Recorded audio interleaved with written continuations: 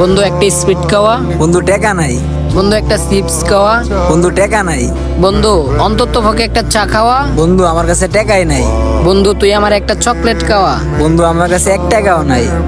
মার চিকিৎসাটা কেমনে করুম, টাকা পয়সাও নাই, মাথাও কাজ করতেছে না। কিরে বন্ধু, তোর কি মন খারাপ? হ বন্ধু, মন খারাপ। কি হয়েছে বন্ধু, মন খারাপ কে? কি হয়েছে আমার খুললে কও। বন্ধু আমার মা অনেক অসুস্থ, আমার কাছে এই টাকাটাও নাই যে আমি মার চিকিৎসাটা করুম।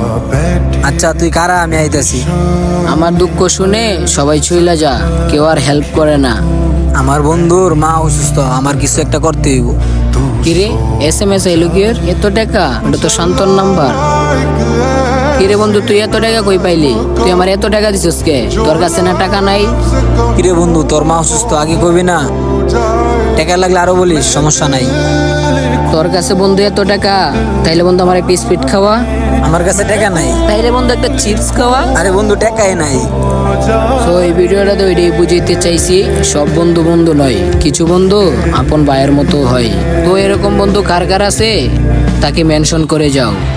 असर साने दिल